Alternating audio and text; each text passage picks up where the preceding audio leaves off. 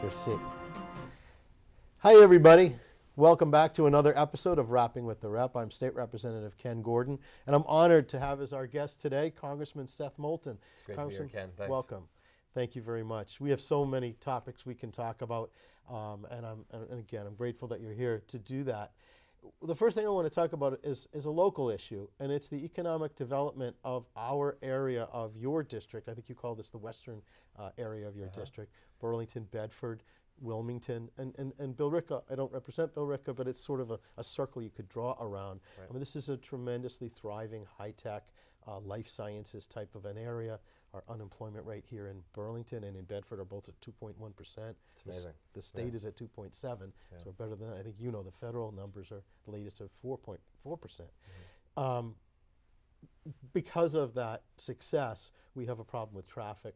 A lot of people come in because of where we are. They need their own car. And we need to really address how to get people to work in this area without their own car. And I know that's an issue of focus for you. So let's talk about public transportation. Yeah, absolutely. I mean, so first of all, economic development was the very biggest issue that I ran on in 2014 when I was first elected. I said, we've got to work on economic development. And you know, we talk about how different parts of the district I represent, which goes all the way from Lynn in the southeast, all the way up the North Shore to the New Hampshire border, and then across and down through North Andover, North Reading, and then out to your district, your district here in the western part of my district. And the economic development issues are different because they're different economies, and that's one of the most amazing things about this part of the world is that you look on a map at two cities like Newburyport and Gloucester. They're both on the coast, about the same size. You'd think they're identical. Their economies are totally different, as those of us who are from here know. The fishing economy, the commercial fishing economy that of such great importance to Gloucester, just really isn't what drives the economy in Newburyport. And out here in the western part of the district, you have this amazing group of tech companies, a lot of corporate headquarters, a lot of big employers that, you know, it's its own unique world. But one thing that ties all these economies together is that they're struggling with a lack of access for transportation. Right. And Boston was just named the most congested city in America. That's right. Pretty incredible. I mean, we think about Los Angeles having the most congestion, but Boston just leapfrogged Los Angeles. But there's a big difference between those two cities, and that is that Los Angeles is committed to spending billions and billions, tens of billions of dollars in transit to address this problem. So even though the quote-unquote car city out in LA, which has, you know, way bigger highways, and that's its own problem, and is sort of infamous for its car congestion, they are making a massive investment in transit to address this problem. And what are we doing here in Massachusetts? We're raising fares on the T. We are, that's right. It's the exact opposite of what we should be doing. Completely counterintuitive. We want to be encouraging people to take the T, not raising fares to scare them away. Right, and making the T more available and accessible by extending lines. That's right, and so there are places where we need to extend lines or make service more frequent to make it more accessible to people to get into the city or even to get out of the city. But there are other places where simply having, you know, that are more dependent on highway access, where simply having good T service in other parts of the state will take people off the highways. There'd be fewer people on 128 if we had a regional rail system that could get people not only into the city and out of the city, but around the city more frequently. Right. And I've been a long time advocate for this ever since I came into office and studied the issue carefully and realized that the way forward for our state and for our city, the whole greater Boston area, is to develop a regional rail system, to take our commuter rail system, our 1950s era in and out of Boston commuter rail system, and make it a fully integrated regional rail system that goes through the city and out the other side. So that if you want to get from, for example, the North Shore to the South Shore, or from the Burlington area out here to the South Boston Seaport, you can not only get into Boston, but through Boston to get where you need to go and have access to the jobs in the city, or in this case, the jobs out here, and the housing that may not be right where those jobs are. Right, to unpack one thing you just said, it's not necessarily the case that we'll have a station in each town. Right. But if more people have access to this system, the roads, those of us that are still using the roads, there's less traffic. Well, I'll give you a practical example. My sister teaches in Norwood. She lives in Westwood. Westwood is right on the commuter rail line coming out of South Station. I live in Salem, a short walk from the commuter rail station in Salem. But if I were to take the commuter train today from Salem to Boston, it's about a 25, 30-minute ride. Then it takes another half hour or so to get from North Station to South Station. And then I'd have to wait for a train at South Station to go out to Westwood. So we're talking about a trip that's probably going to take about an hour and a half, 2 hours by rail to get from Salem to Westwood to visit my sister. So what do? I take 128 instead, because that's a little bit faster. Now, truth be told, at rush hour, it could take 2 hours because 128 is so congested. But it's still going to probably be faster than taking the train.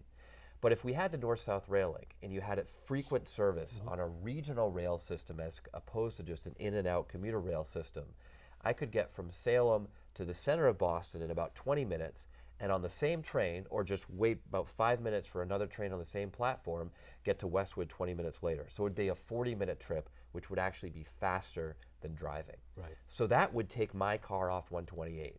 And imagine if that were the case for hundreds, thousands of other commuters every single day. So you might live in a place where you say, look, Seth, I don't need a regional rail system because I have to drive. I have to get on 128 because there isn't a station near me. Okay, fine. But we want to make your drive a lot better by taking a lot of people who don't need to be on the highway off the highway, putting them in trains, not because it's a second-class alternative, but because it's a faster, safer, more efficient, and oh, by the way, much better for the environment way to get to work. Right. When I lived in Salem years ago, I took the commuter rail because it was actually quicker to get to North Station. I went as far as that, so I didn't have the connection problem. So if you use just that part, you'll see that people ask me out here, well, how are we going to get people out of their cars? They're so used to it. Well, give them that alternative, like you say, that's actually faster and reliable, runs on time, and comfortable, and they'll choose that.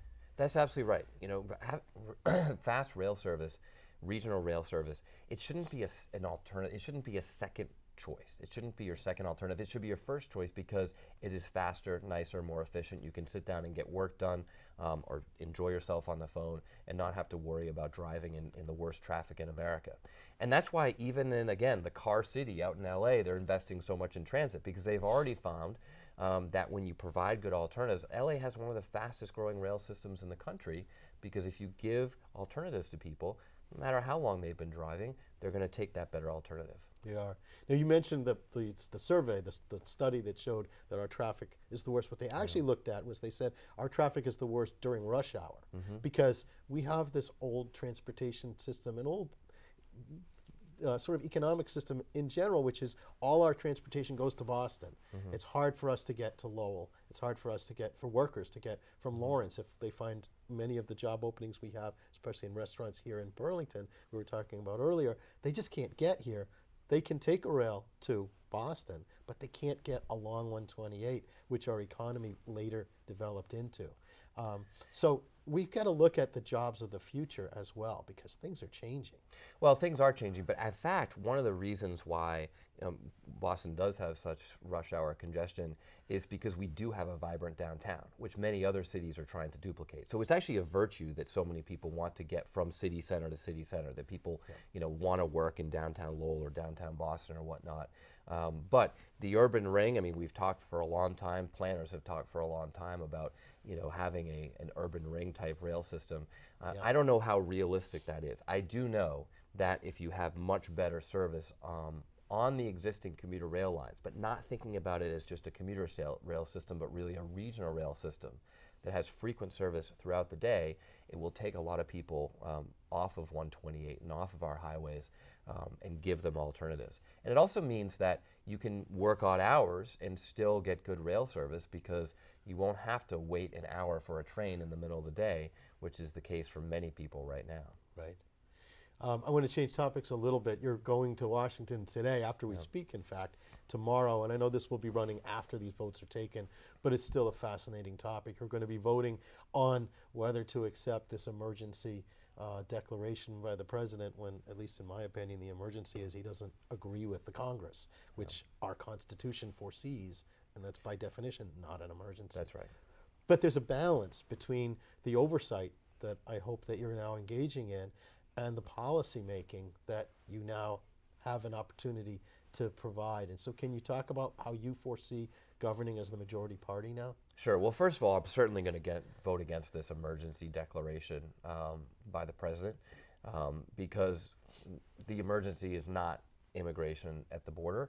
And the fact that he is using this political tactic, he's really politicizing a power that's reserved for the president in real extreme circumstances to take away money from our military. He's taking away money from Hanscom Air Force Base. Right. Okay, so everybody in this district needs to know that he is taking money programmed for Hanscom Air Force Base to do important things for the future of our economy, for the future of our defense, for our troops, for the men and women who are fighting every day on the ground. And he's doing that to make his political point about building this 5th century BC wall on the southern border that he promised Mexico would pay for. So he promised Mexico would pay for it. They haven't, so he's taking money from our troops. That's the bottom line. Right. That's what's going on with this emergency declaration. Right. It brings to mind it brings up this broader question about what does it mean now that we have a House majority, and how do we govern in the midst of this? We have a divided Congress because the Senate is controlled by Republicans, the Democrats control the House, and obviously the White House is in Trump's hand. And so what does that mean? Well, first of all, it means that in the House of Representatives, we have to exercise our constitutional responsibility to provide oversight on the executive branch. Now, that's not a partisan thing, where just because we're Democrats in the House that control the majority now, and the administration happens to be Republican, that all of a sudden that's why we conduct investigations. No, the best Congresses in history have conducted investigations regardless of who's in power. And let's not forget that it was ultimately some leaders in the Republican Party who came together with Democrats to address Nixon's malfeasance. It was a Democratic Congress that investigated a Democratic administration when Johnson was running the Vietnam War, and there were some real concerns about it getting out of control.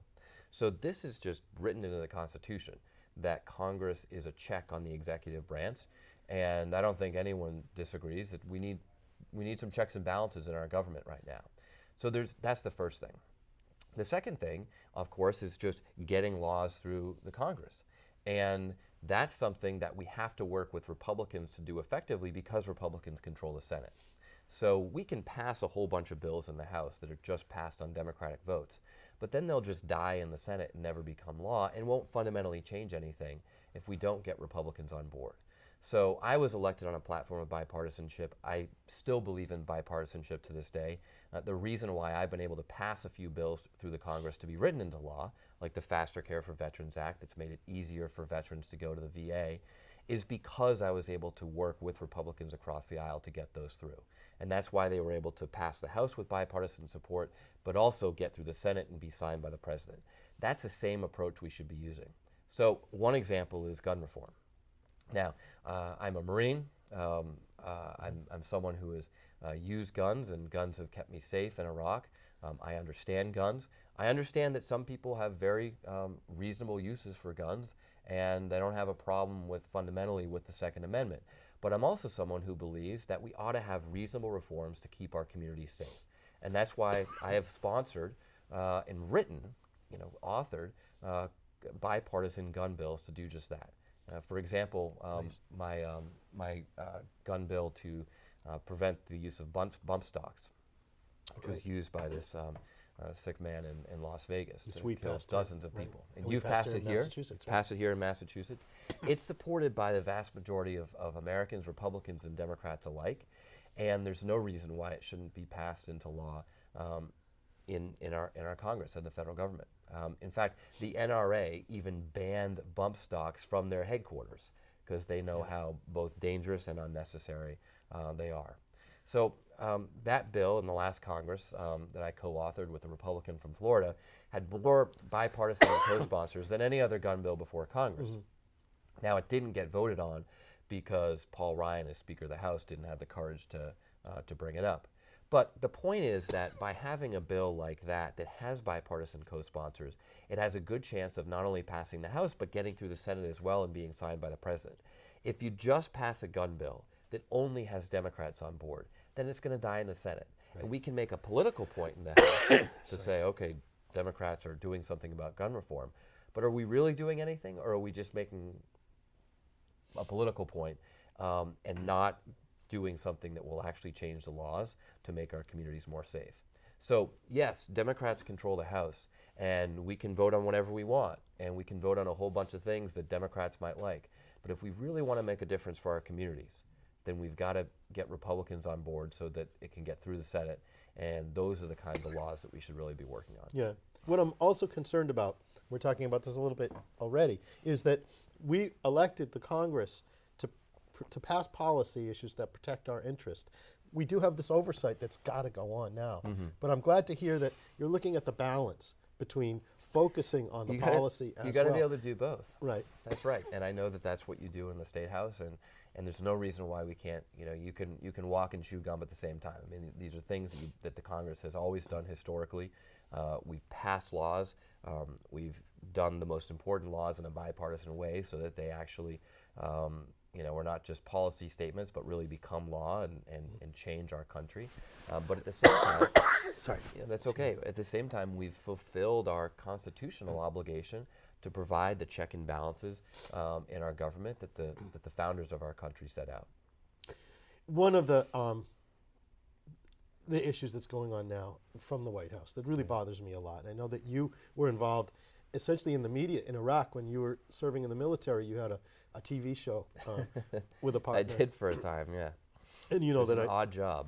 Yeah, but an important job because you were sending a message out to people in Iraq about really their future in this, the post-conflict or time.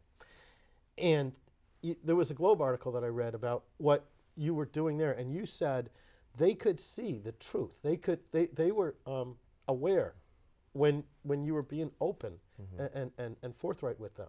And I think that's important now because our media is gotten into a situation where there are many mainstream media outlets that are trying to bring the truth, and yet they're being attacked for that by partisans, especially out of the White House, saying, don't trust them, they're the enemy of the people, they're against you, they're working against you. And the easiest way for an autocrat to take control, for someone to take more authority than our Constitution ever envisioned, is to control the message and the media.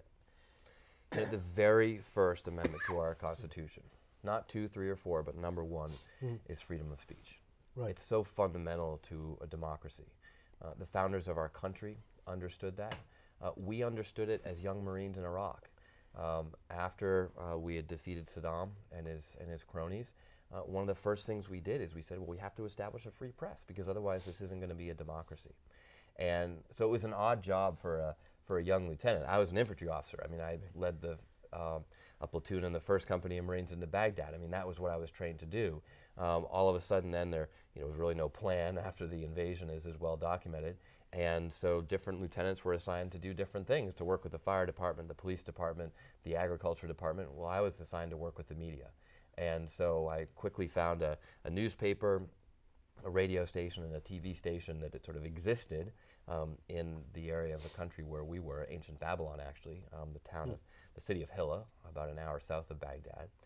And we got together with these guys and said, well, we're going to teach you how to have a free press. Now understand, they had no concept of what a free press was all about. Yeah. This TV station, for example, they just played tapes from the Ministry of Information in Baghdad. Yeah. They didn't have to produce an evening news show. They didn't have to go report on anything. They weren't allowed to report on anything. So it was a fascinating job for I guess I was about 23 years old, a 23-year-old American, is to teach these Iraqis, all of them older than me, what it meant to have a free press. Sort of the principles you learn back in high school, like how a free press doesn't mean you're allowed to cry fire in a crowded theater. That's free speech that actually can cause chaos and is dangerous.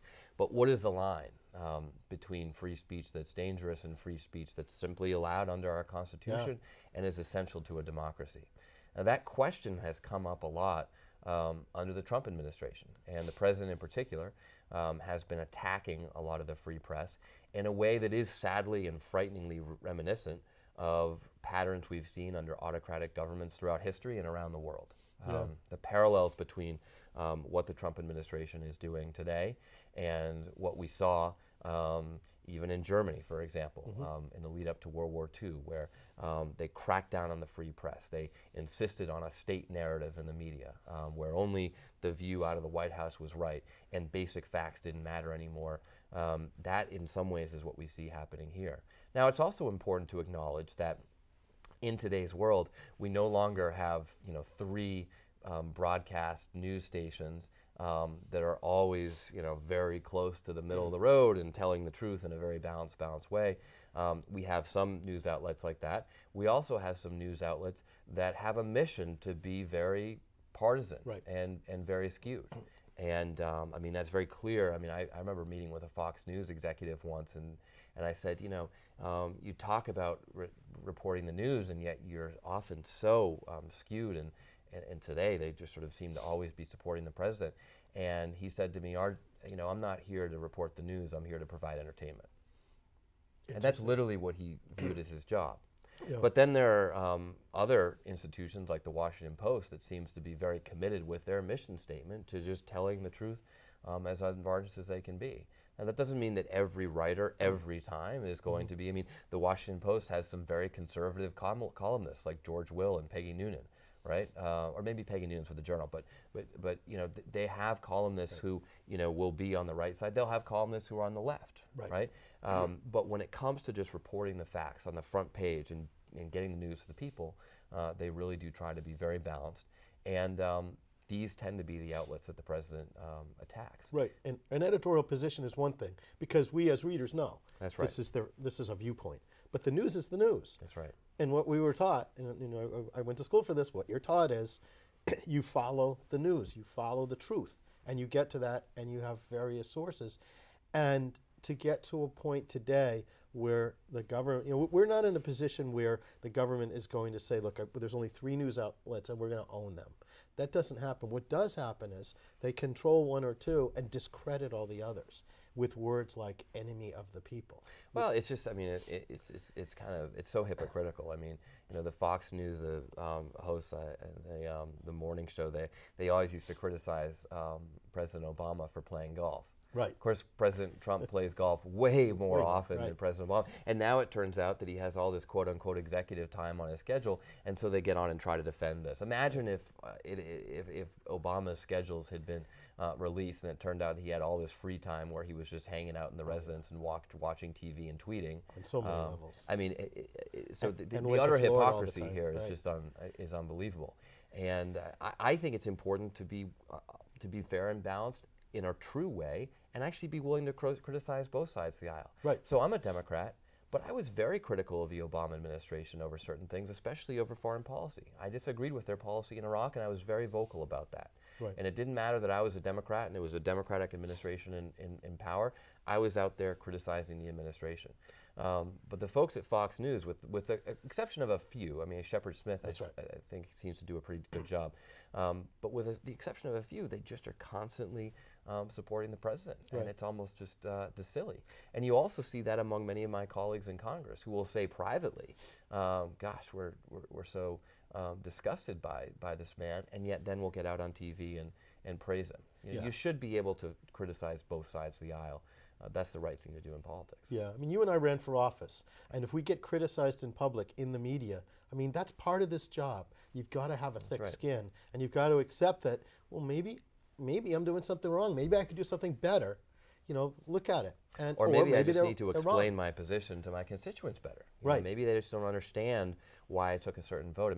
One of the things that I do with my team in Washington is every time we take a significant vote, we write an explanation and we put it on the website so people can see what we were thinking. And I always emphasize with the team, you can't just put the Democratic view of an issue. You have to explain the Republican view and then say, this is their perspective, this is our perspective, but this is why I voted. Of course, I don't always vote with the party either. I have one of the most bipartisan voting records on Capitol Hill.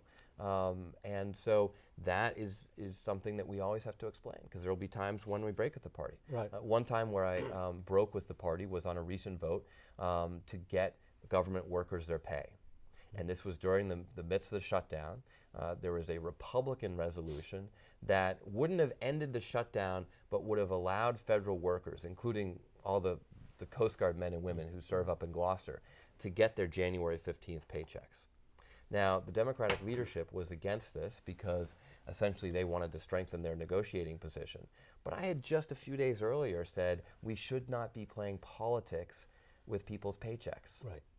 And so I said, well, I'd be a total hypocrite if I just made that statement and then voted against getting workers their paychecks just because it was a Republican amendment.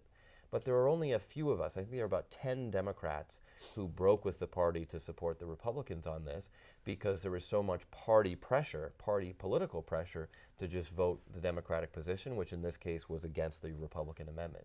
And so I was proud of taking that vote, and I was proud to be able to tell the amazing men and women who serve at Coast Guard Station Gloucester that, you know, I did something to try to get your paychecks, and I took some political heat from my own party for doing that. But that's something that, you know, I have to be able to explain. And so we wrote a vote explanation and put it on the website so people can understand, you know, this is why I took that vote, and this was a Republican position, this is a Democratic position, and this is why I came out where I did. Yeah, one thing that you're saying is we can't be afraid to do what sometimes is unpopular even. That's absolutely right. Going back to the media, we can't be afraid that sometimes we might be criticized in an editorial in the media because we know why we did it. And I fundamentally believe you've got to put the country first. You've got to put the country before your political party. You've got to put people before politics. I spent a lot of time in the last election cycle supporting other veterans who are running for office. And the reason I did that is because not just to help win back the House, but because I wanted to fundamentally change Congress, to get people into office who understand what real leadership means, what servant leadership means, what it means to put the country first, what it means when you take that oath to protect and defend the Constitution of the United States, which, by the way, is the same oath you take as a military officer that you take as a member of Congress. And sometimes I think that people forget that. Sometimes I think people forget what it means to truly protect and defend the Constitution against all enemies, foreign and domestic. Yes, because, you know, there are words we say as slogans, and these words mean more than slogans. We support our troops in ways, it's complex because we really want to respect the sacrifice that our troops are making by doing things like not taking away their money because we want to satisfy a political point that we made during a campaign. That's not respecting our troops, and it's not respecting our troops when we put people in harm's way. No, that's absolutely right. I mean, when we do it unnecessarily, and Right. so you can very much support the troops, but be against a position on a war. You Right. know, and that's something that people have to remember. And it does come back to that oath that we swear that to protect and defend not the commander-in-chief, not even our troops, but our Constitution. You know, that is the rule of law, and that's what this country is all about. Well, thank you very much for being our guest here on Rapping with the Rep. It's been an honor and a pleasure, and we look forward to seeing you next time. Good luck, and thank you for all that you do for us in Washington. Congressman Seth Moulton. Thank you. Everyone, thanks for tuning in. This is Ken Gordon. Thank you for watching Rapping with the Rep.